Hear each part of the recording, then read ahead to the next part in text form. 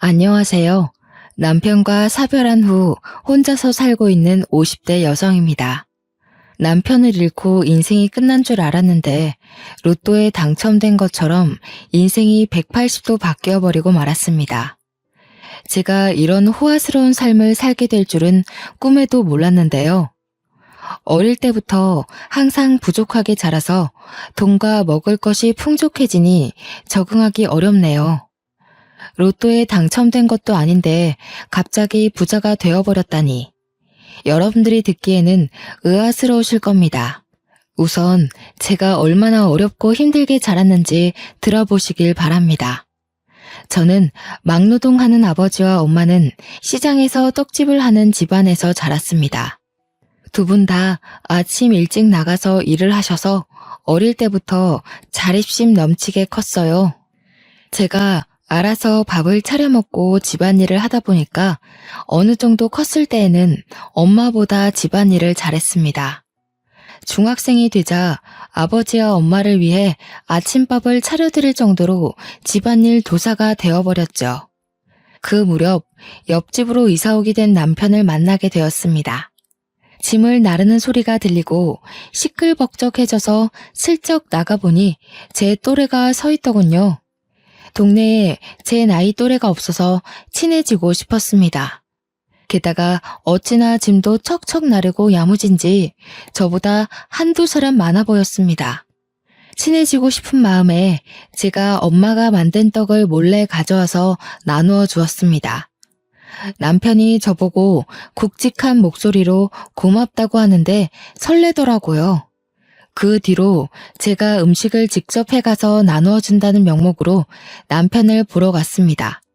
그렇게 남편을 몰래 짝사랑한 지 1년이 지났을 무렵이었습니다. 남편은 저와 다른 학교에 다녔지만 같은 방향이었습니다. 그래서 제가 매번 찾아가서 시아버지께 태워달라고 했죠. 처음에는 남편이 저를 귀찮아했지만 저는 끈질기게 남편을 쫓아다녔습니다. 그랬더니 시아버지께서 둘이 결혼을 하라는 농담을 하시더군요. 너네 맨날 이렇게 학교 같이 다니면서 언제 사귈래? 얼른 사귀어야지. 결혼도 하고 그렇지. 남편이 얼굴을 붉히고 창피해하는 듯 하면서도 싫어하는 것 같지는 않았습니다. 부끄러운 마음에 얼굴을 푹 숙이고 있다가 남편을 쳐다보니 남편도 저를 쳐다보고 있었습니다.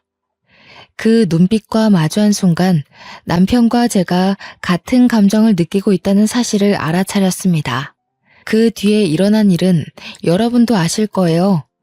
점차 남편이 저를 받아주어서 절친한 친구이자 연인 사이가 되었죠. 중학교를 졸업하고 고등학교를 졸업한 후에도 남편과 제가 쭉 교제하고 있으니 집안 어르신들이 결혼 이야기를 꺼냈습니다. 너네들도 이제 결혼해야지. 언제까지 그렇게 사귀고만 있을래? 얼른 결혼해서 손주 보여줘야 효자 효녀 노릇도 할 수 있다. 시부모님이 갑작스럽게 결혼을 독촉하시는 이유가 있었습니다. 저희 남편도 이제 땡땡 건축회사에 들어가 밥벌이를 하게 됐으니 식을 미루면 안 된다고 하셨거든요. 그 당시 저희 아버지가 뇌졸중에 걸리신 상태였습니다. 몸이 점점 굳어가고 있어서 앉아 있을 수 있을 때 식을 치러야 했죠.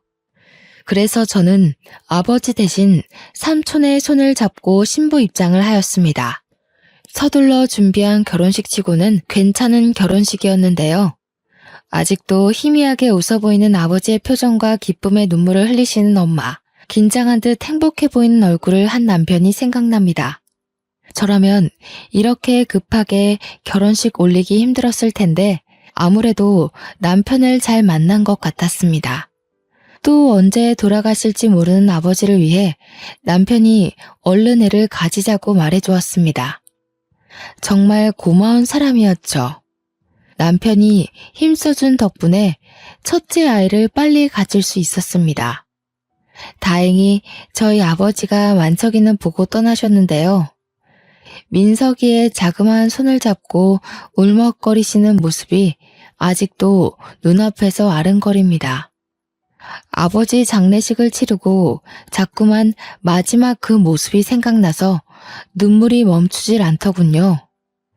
그날 이후로 몸에 수분이 마를 정도로 울 일은 없을 거라고 생각했습니다. 하지만 5년 뒤 엄마가 낙상사고로 돌아가셨습니다. 화장실에서 미끄러져서 허망하게 가버리신 거죠. 그때 저는 정말 불효자라고 생각했습니다. 엄마를 혼자 지내게 해서 이런 일이 생긴 것 같았거든요. 제 앞에 저승사자가 어슬렁거리며 제가 소중하게 생각하는 사람들을 다 앗아가는 기분이었습니다.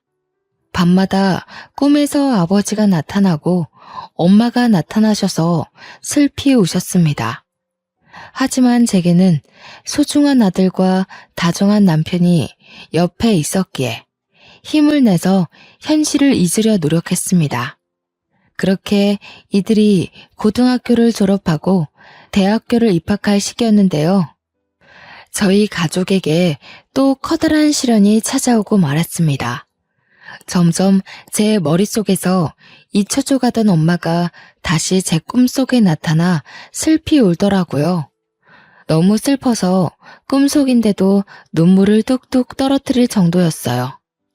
잠에서 깨어났더니 눈물로 베개가 흠쩍 젖어 있었고 마치 우울증에 걸린 사람처럼 온몸에 힘이 빠져서 정신을 차릴 수가 없었죠. 비몽사몽 일어나서 화장실을 가려던 순간 전화벨이 무섭게 울렸습니다. 직감적으로 두려움이 느껴졌습니다. 이 전화를 받는 순간 무슨 일이 일어나겠구나 싶어서 손을 떨면서 전화를 받았습니다. 저희 집에 전화를 건 이는 남편의 건축회사였습니다. 여보세요? 저 땡땡 건축회사 소장입니다. 지경 반장님 사모님 되시죠? 저 반장님이 많이 다치셔서 얼른 와보셔야 할 것 같습니다. 여기 땡땡 병원인데 반장님 긴급 수술 중입니다. 그 말을 들은 순간 제가 뭘 맨발 바닥으로 나간지도 모르고 뛰쳐나갔습니다. 부모님도 잃게 된 상황에서 제정신이 아니었던 거죠. 남편 이름을 외치면서 미친 사람처럼 달리다가 아무 차나 붙잡고 제발 땡땡 병원까지 가달라고 외쳤습니다. 모르는 사람 차를 얻어 타서 땡땡 병원으로 가보니 저희 남편이 싸늘한 주검이 되어 누워있더군요. 소장이 제가 남편 옆에 풀썩 주저앉아 남편 이름을 부르자 와이프라는 사실을 눈치챘는지 모든 사실을 다 이야기해 주었습니다. 최 반장님이 10층에서 떨어지는 철제물에 맞아서 이렇게 됐습니다. 죄송합니다, 사모님. 하필이면 그때 최 반장이 안전모를 안 쓰고 있는 바람에 명을 달리한 것 같다고 하더라고요. 그 뒤로 소장이 무어라 위로의 말을 건넸는데 귀에 들어오지 않았습니다. 남편이 죽었다는 것만으로 충격적인데 전업주부로 살고 있는 저는 금전적인 문제까지 휘말리고 말았습니다. 겨우 남아있는 돈으로 남편 장례식을 치르니 한 푼도 남아있지 않았거든요. 당장에 아들 대학 등록금도 될 수 없었고 다달이 나가는 집세도 당연히 낼 수 없었습니다. 이제 제가 직접 돈을 벌어야 했지만 막상 사회에 뛰어들자니 정신적으로 참 힘들었습니다. 어릴 때는 쭉 집안일만 하다가 성인이 되자마자 남편과 결혼했으니까요. 그러고 아들이 성인이 될 때까지 단 한 번도 돈 벌어오는 일을 한 적이 없었습니다. 하지만 곧 대학교를 입학하는 아들을 위해서 어떻게든 먹고 살려고 발버둥 쳐야 했죠. 그래서 결국 친구들이랑 형제들에게 전화에 돈을 빌리는 지경까지 찾아왔어요. 한 푼이라도 빌려줄 줄 알았던 친구들이랑 형제들이 모두 다 저를 피하거나 돈이 없다고 말하더군요. 월세 낼 돈이 없어서 이러다 집에서 쫓겨난다고 해도 소용이 없었습니다. 제가 무릎 꿇다시피 빌어도 어쩔 수 없다는 반응이었는데요. 결국 제일 손을 뻗기 싫었던 시댁을 찾아가 시어머니를 뵀습니다. 자존심을 다 버리고 찾아간 것인데 시어머니는 참으로 모질게 구셨습니다. 내가 미쳤니? 너 같은 것한테 돈을 빌려주게? 너도 제정신이 아니구나. 우리 아들 장례식장에서 그런 소리를 듣고도 나한테 돈을 빌리러 와? 사실 남편 장례식장에서 난리가 난 적이 있었습니다. 시어머니가 저를 보자마자 뺨을 때리면서 남편 죽인 년이라고 욕을 하셨거든요. 저는 귀한 아들이 갑자기 세상을 떴으니 이성을 잃으셔서 그런 줄 알았습니다. 그런데 사고로 죽은 남편이 제 탓이라뇨. 너무 억울해서 눈물이 났죠. 시어머니가 제 등을 떠밀면서 내쫓아 버리길래 울면서 시댁을 나왔습니다. 어떻게든 돈을 마련하기 위해 아등바등 일했지만 살고 있는 집세를 내는 것만으로도 빠듯해서 자꾸만 대출을 받을 수밖에 없었습니다. 결국 마지막 지인이라고 생각했던 초등학교 동창들에게 돈을 빌리기 위해 동창 모임에 간 적이 있었습니다. 최대한 잘 차려입고 동창들에게 돈을 빌려줄 수 있냐고 물어보려고 했죠. 그런데 제가 길을 헤매다 늦게 도착하였습니다. 서둘러 가게 문을 열고 들어갔는데 동창들이 제 이야기를 하고 있었습니다. 명화걔 남편이 죽어버렸잖아. 건축일 하다가 떨어지는 철제물 같은 거에 맞아버렸대. 그래서 걔 돈 빌리고 다닌다던데. 설마 여기서 돈을 빌리려고? 걔도 어지간히 급한가 보다. 가족들한테나 도와달라고 그러지. 우리한테 왜 그래? 저는 당연히 이 대화를 듣고 그대로 가게를 나왔습니다. 동창들이 모임에 왜 오지 않았냐고 연락조차 안 하더군요. 사람들이 제게 하는 행동들을 보고 인생을 잘못 살았다는 생각이 들었습니다. 원래는 활발하고 누굴 만나서 이야기하는 걸 좋아하는 성격이었지만 그 일을 겪은 후로 180도 바뀌어버리고 말았습니다. 사람들이 아무리 잘해줘도 경계하고 믿지 않게 되었죠. 돈에 허덕이는 저를 보고 아들은 대학도 포기해버렸습니다. 저는 꼭 대학교를 다니게 해주고 싶어서 아등바등 빌리려 했었지만 아들은 스스로 공부에 뜻이 없다며 집안 상황이 좋지 않으니 대학교를 가지 않는 게 맞다고 저를 설득했습니다. 성인이 된 아들은 오토바이를 싼값에 구해서 배달 아르바이트를 하며 돈을 벌기 시작했습니다. 혼자 버는 것보다 둘이서 벌기 시작하니 경제적으로 숨통이 탁 트이기 시작했어요. 하지만 1개월도 안 돼서 새벽에 배달을 하던 아들이 음주운전 차량에 치여 한순간에 저 세상으로 떠나고 말았습니다. 경찰에 연락을 받았을 땐 아무 생각이 들지 않았습니다. 그저 저에게 가족이란 연을 전부 끊어내려는 신을 원망할 수밖에 없었습니다. 불쌍한 엄마 생각해서 가고 싶었던 대학도 포기하던 착한 아들이 세상을 떠나자 더 이상 저에게 세상 살아갈 힘이 남아있지 않았습니다.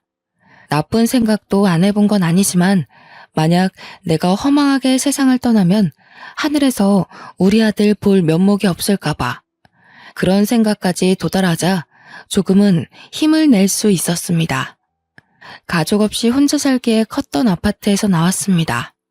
그리고 아파트 보증금으로 단칸방에서 살다가 고시원 생활까지 하게 되었습니다.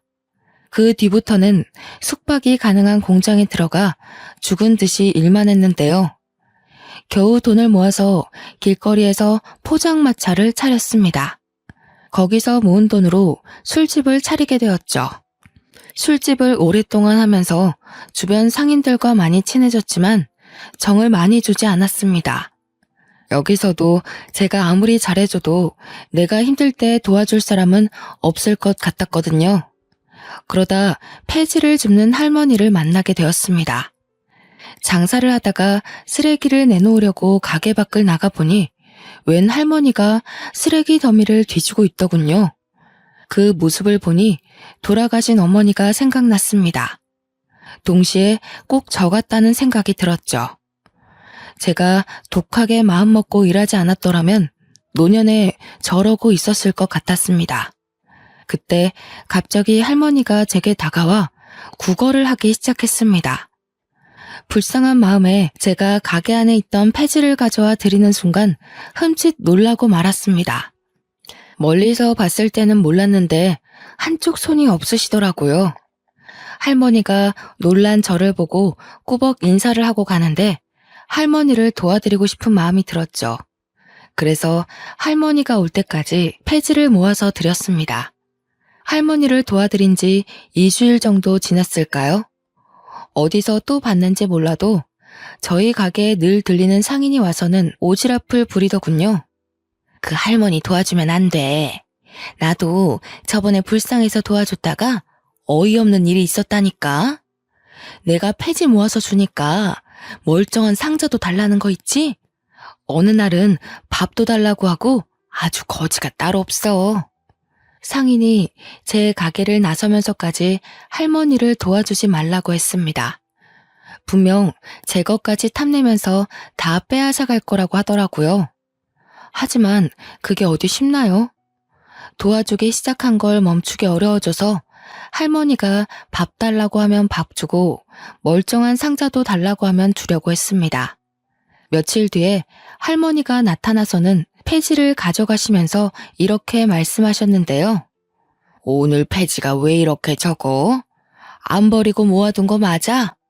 다른 노인네 준 거 아니지? 상자 없으면 이거라도 줘. 어차피 손님들 주려면 이 상자 뜯어야 되잖아.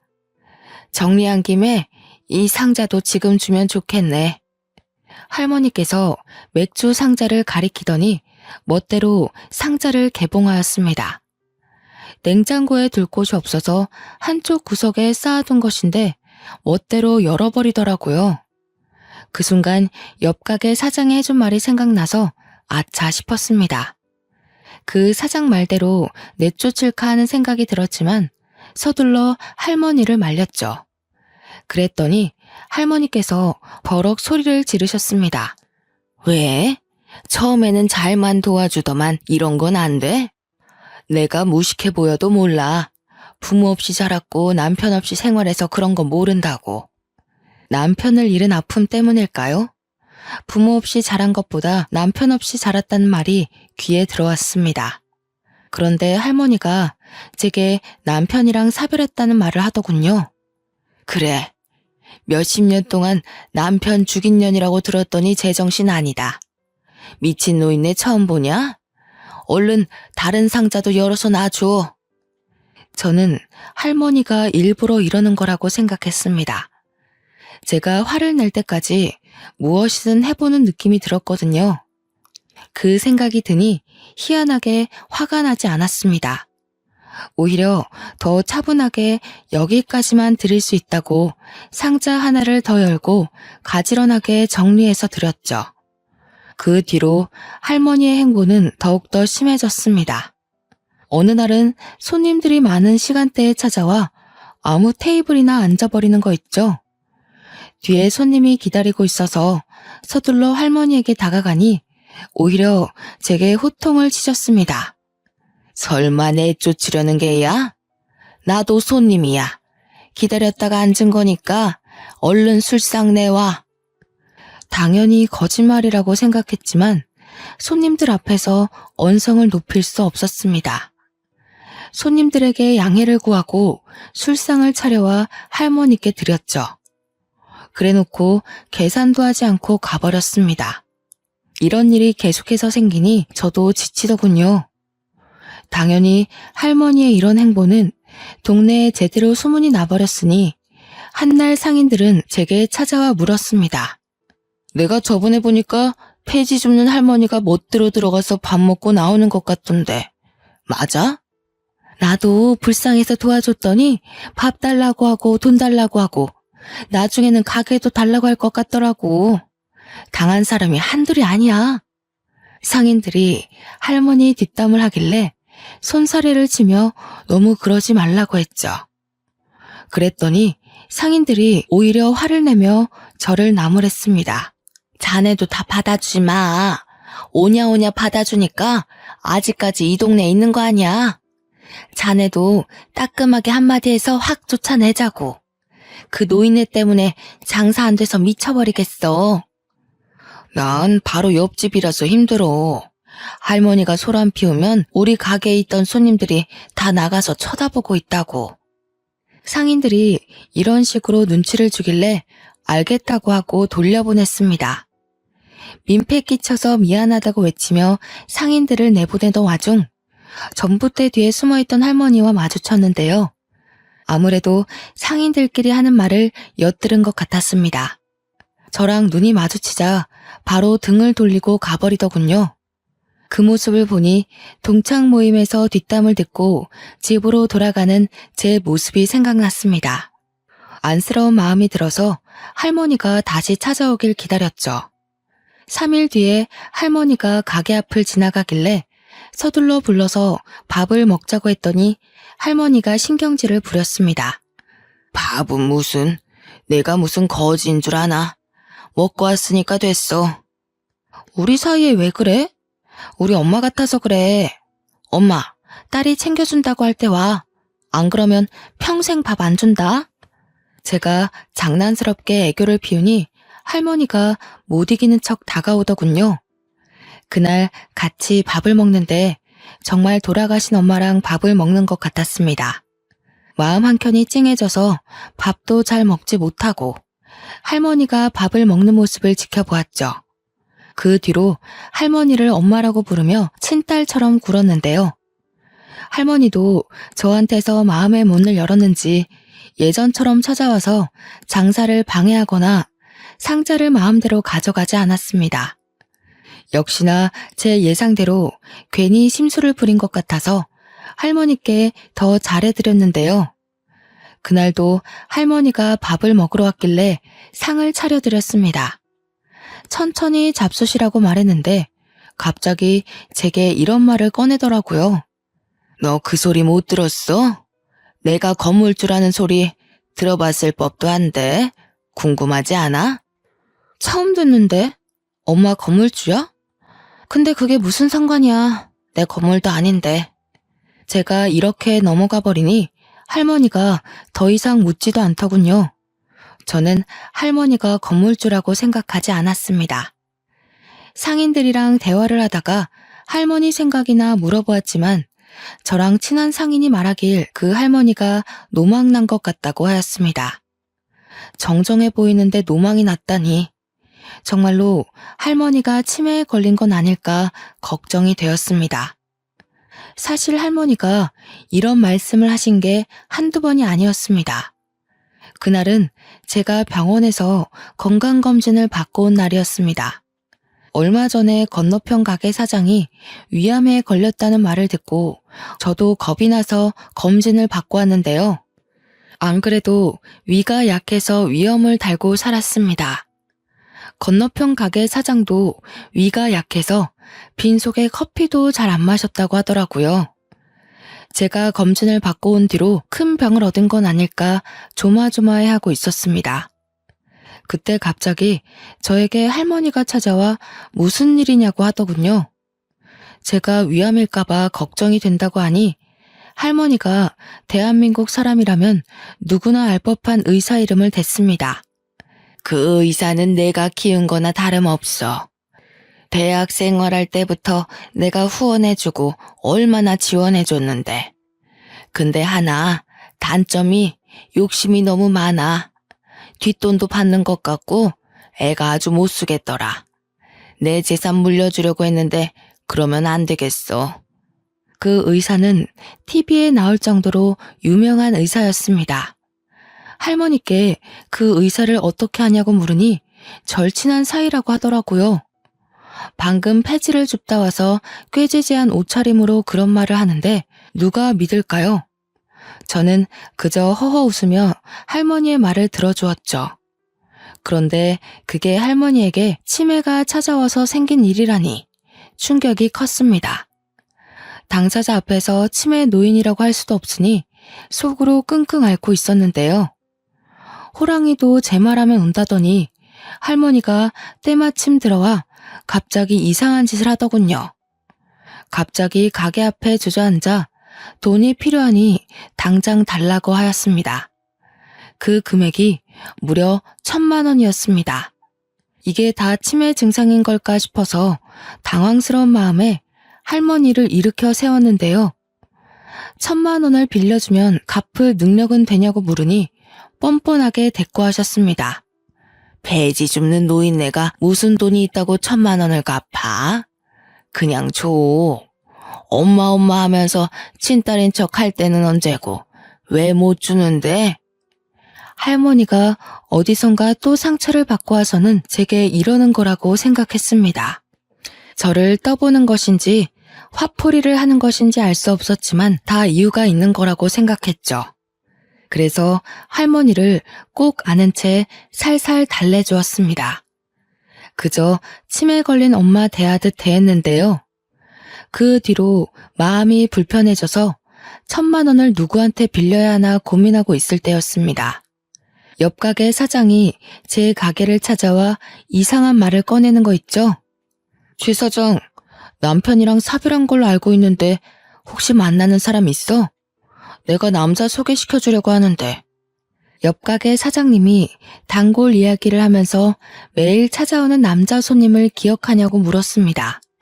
제 가게에 와서 술을 한잔하더니 옆 가게 단골이라고 말해준 적이 있었거든요. 그냥 제 가게에 오고 싶어서 온 것이 아니라 저를 보러 온 것이었나 봅니다. 그러면서 밥 한 끼만 하라며 계속 부추기는 겁니다. 저는 남자 만날 시간이 없다고 서둘러 사장님을 내보냈습니다. 얼른 장사를 시작하면서 바쁜 척 연기를 했는데 글쎄 사장님이 남자를 떡하니 데려오는 거 있죠. 사장님이 데려온 남자를 보니 훤칠하게 생기고 어깨도 떡 벌어져 있는 게 생각보다 멀쩡해 보였습니다. 이런 사람이 뭐가 아쉬워서 저를 소개해달라고 하는지 모르겠더군요.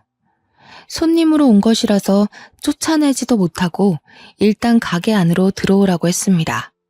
술상을 차려주고 카운터에 앉아있는데 옆 가게 사장님이 제게 이리 오라고 손짓하였습니다.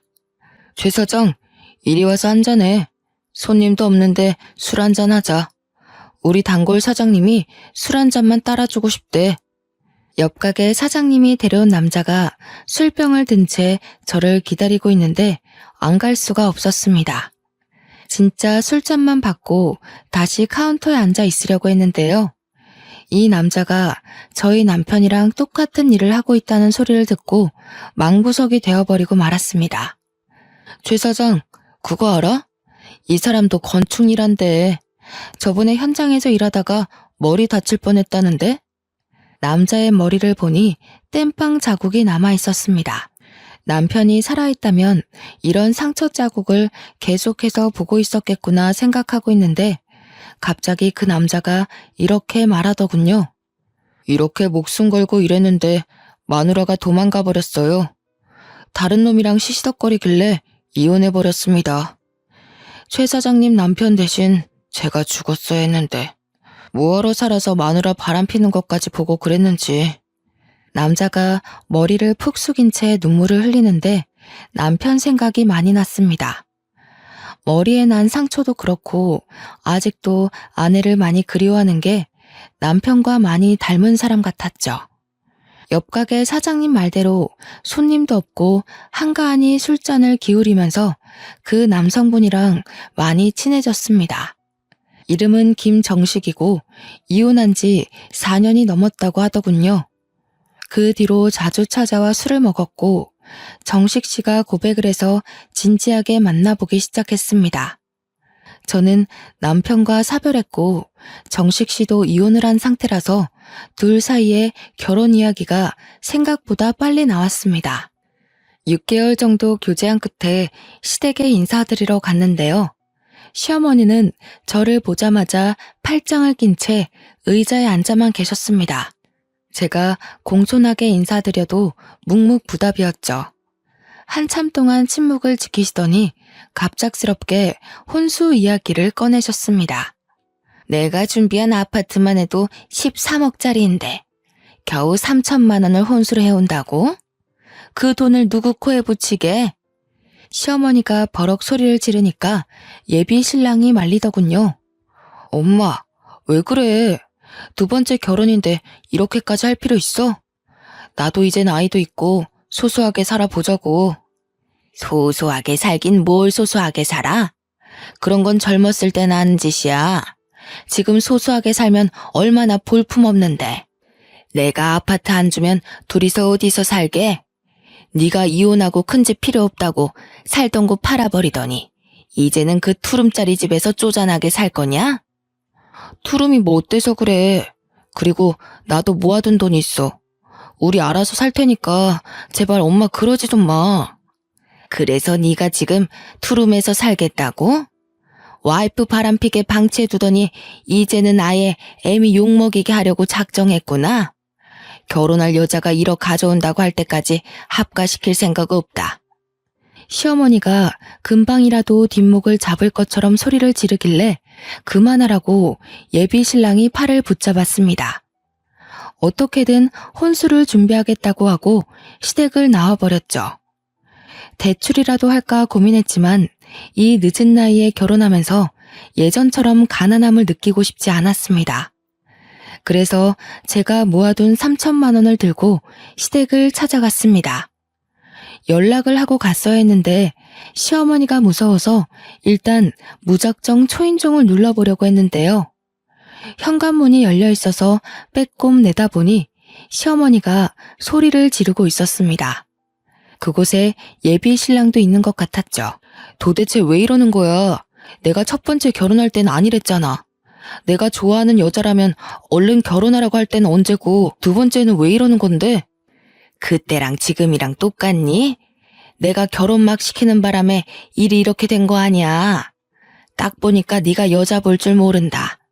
그것도 얌전해 보여서 요조 숙녀처럼 잘 지내겠다 싶었는데 다른 남자랑 바람핀 거 아니야?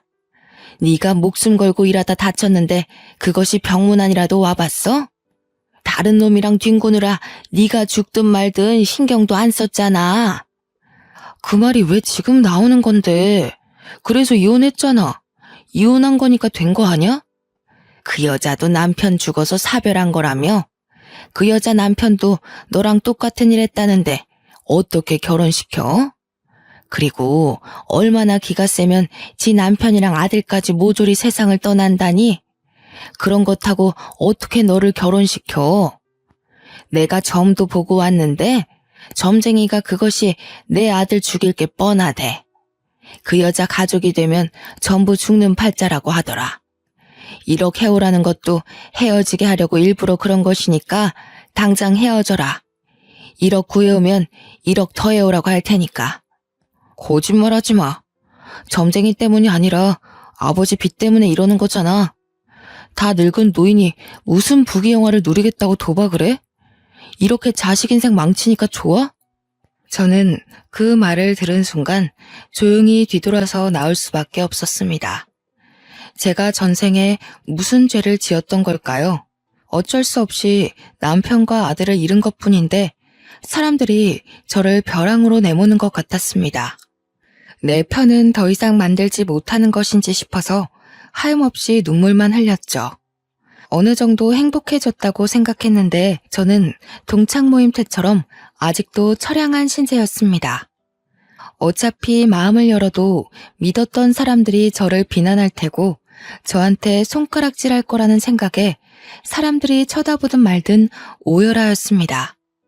집 가는 내내 엄마 잃은 아이처럼 대성통곡을 해버렸는데요. 그때 갑자기 할머니가 저를 보고 왜 그러냐고 물었습니다. 할머니가 울지 말라고 소매로 제 눈물을 닦아주고 있는데 정말 엄마같이 느껴졌습니다. 평소에 할머니를 엄마라고 불렀어서 울면서 엄마라 부른 것인데 정말로 눈앞에 엄마가 있는 것 같았죠. 그래서 저도 모르게 시댁에서 있었던 일들을 다 말해버렸습니다. 그 말을 다 듣고 있던 할머니께서 갑자기 품속에서 돈봉투를 꺼내주더라고요. 1,000만 원짜리 수표 10장이 들어있을 거다. 너 주려고 내내 가지고 있던 거야. 널 진짜 딸이라고 생각하니까 주는 거다. 나 폐지만 줍고 다니는 노인네 아니다. 네가 장사하고 있는 건물이 내 건물이야. 제가 1층에 새 들어있는 6층짜리 건물을 가리키니 할머니가 맞다고 하였습니다. 믿을 수 없다고 하니까 그럼 그 돈이 어디서 났겠냐고 하는 거 있죠? 실제로 할머니의 옷은 가격대가 나가 보였습니다. 게다가 어디서 사는지 몰라도 늘 씻고 오는 듯 했죠. 대화도 해보니 그 나이에 무려 대학도 나왔다고 했고 아는 것도 많아서 의외라고 생각한 적도 있었습니다. 제가 얼떨떨한 표정으로 1억이 든 봉투를 바라만 보고 있으니 할머니는 호탕하게 웃으며 꽤 충격적인 말을 해주셨습니다. 네가 남보다 나으니까 그런 거다. 내 자식들은 내가 사고로 손이 없어지니까 나 몰라라 하더라. 지들끼리 양로원에 집어넣자고 하고 재산 이야기만 하면서 쑥덕거리길래 아예 영 끊었다. 자식들 몰래 이사 온 거라서 자식들은 내가 지금 어디 사는지도 몰라. 그딴 놈들한테 재산 물려주느니 차라리 사회에 환원하려고 했는데 정부 놈들을 믿을 수가 있어야지. 할머니 말로는 건물주인 줄 알고 싹싹하게 구는 상인들한테 테스트를 해봤다고 합니다. 사실 건물주가 아니고 폐지를 주우러 다닌다는 사실을 알리니 상인들 태도가 싹 바뀌었다고 하죠. 그 뒤로 상인들이 몇 번이나 바뀌어서 할머니가 건물주라는 소문이 전부 사라져버린 거죠. 대신 할머니가 무전 취식하면서 폐지 주우러 다니는 노인이라는 소문이 자리한 것인데요. 그 상태로 건물주라는 소리를 하니 아무도 믿지 않아서 할머니가 그런 사람들을 시험해 본 것입니다. 내가 몇 년을 속여봤는데 사람들은 다 똑같더라. 내가 나중에 건물주라고 밝히니까 다들 이용해 먹으려고 하더라고. 그래서 주는 거다. 너는 내 친딸들보다 낫다. 그러니 얼른 받아라. 할머니가 그 돈을 쥐어주면서 시댁에 얼른 가보라고 하였습니다. 점쟁이 말만 믿고 귀한 며느리 내친 시어머니를 혼쭐 내고 오라고 하더군요. 그래서 할머니 말대로 시댁에 찾아가 1억을 시어머니 눈앞에서 살랑살랑 흔들었습니다. 시어머니는 수치심도 없는지 진짜로 1억을 구해올지 몰랐다며 놀란 토끼 눈이 되어 있었습니다. 어머님, 왜 안 받으세요? 여기서 1억 더 필요하세요? 그럼 가져올게요. 사실 어머님께서 하신 말씀 다 들었어요. 1억을 가져와도 1억을 더 가져오라고 말씀하시려고 했잖아요. 어머님, 생각보다 저희 집안에 돈이 많아서 1억은 물론 10억, 100억까지 가져올 수 있어요. 아니, 부모님이 대체 뭐 하시길래? 설마 친척들한테 부탁한 거니? 그건 어머님이 아실 거 없고요. 100억은 넘게 가져올 수 있지만 이제 제가 어머님 집안으로 들어갈 생각이 없어졌어요. 제가 이렇게 말하니 시어머니 입이 점점 벌어지더군요. 자리에서 일어나 가버리려고 하니까 제게 매달려 소리치기 시작했습니다. 잠깐만. 내가 점쟁이 말에 홀려서 머리가 어떻게 됐나 보다. 우리 이러지 말고 대화를 좀 해보게. 응? 이건 놓으세요. 저는 이런 집안이랑 같이 살 수 없어요. 그리고 저랑 가족이 되면 다 죽는다고 어떤 점쟁이가 그랬다면서요. 그런데 눈앞에 1억이 있으니까 가족의 연을 맺고 싶어졌나요? 이제 보니 어머니 참 간사하네요. 얘야, 내가 미안하다. 나는 네가 이런 사람인 줄 모르고 점쟁이 말만 듣고 무작정 반대했던 거야. 네가 이렇게 능력이 있었으면 전보로 가지도 않고 바로 결혼시켰다. 너도 정식이랑 이혼한 여자가 어떤 것인지 알고 있잖아. 그런 것 때문에 내가 의심병이 들어서 그랬어. 그 여자랑 제가 같나요? 엄연히 다른 사람인데 그 사람이랑 저를 비교하면 안 되죠. 돈이랑 결혼시키는 것도 아니고 지금 뭐 하는 짓인가요? 내가 원래 이런 애가 아닌데 우리 남편이 도박을 해서 그래. 빚이 갑자기 생겨서 너한테 못할 짓을 한 거다. 빚이 너무 무서워서 그랬다. 그러니까 네가 좀 도와줘라. 내가 이렇게 빌게. 그 빚은 어머님 사정이죠. 제가 왜 남의 집 빚 문제를 저한테 이야기하시죠? 저 정식 씨랑 이제 끝낼 거예요. 제가 어머님을 획 밀치고 밖으로 나와버렸습니다. 뒤에서 어머님이 제 이름을 부르며 울부짖었지만 뒤돌아보지 않았습니다. 물론 예비 신랑이랑 따로 만나서 헤어지자고 했죠. 전화통화로 그 이야기를 하니 예비 신랑이 집까지 찾아와 저를 설득하려고 하였습니다. 명아야, 이게 도대체 어떻게 된 일이야? 어머니가 뭐라 하셨어? 같이 가서 다시 말씀드려보자. 말할 것도 없어. 나는 어머님이랑 할 말 없으니까 돌아가. 정식 씨도 결혼해봐서 알잖아. 우리 둘이 결혼하는 것도 아니고 집안끼리 결혼하는 건데 벌써부터 이런 식으로 굴면 나 이해 못해. 엄마가 빚 때문에 제정신이 아니라 그래. 지금 병원도 다니고 계셔. 당신이 이해해주면 안 될까? 없어. 정식 씨가 무릎 꿇고 빌어도 내가 받은 상처는 돌아오지 않아. 그러니까 우리 정리하자. 예비 신랑은 돌아갔지만 그 뒤로도 제가 마음이 바뀌길 기다리고 있는 것 같습니다. 돈 때문에 그럴까요? 친구처럼 지내자고 제게 계속해서 연락을 하고 있어서 마음의 문이 닫히고 말았습니다. 게다가 어머님도 계속해서 연락이 오고 있습니다. 며칠 전에도 제게 전화가 와서 받아봤는데요. 울먹거리면서 저한테 하소연을 하시더라고요. 얘야, 진짜 우리 정식이랑 안 만나줄 거니? 우리 아들한테 들었다. 우리 아들이 계속 만나자고 해도 안 만나준다며. 지금 만나는 남자도 없다며. 한 번만 만나주면 안 되겠니? 아니요, 그럴 생각 없습니다. 지금 어머님 팔자 고치려고 아들 결혼시키시려는 거예요? 이제 차단할 거니까 제 번호 알아내서 연락하지 마세요. 명화야, 우리 명화, 내가 잘못했다. 제발 빚 좀 갚아다오.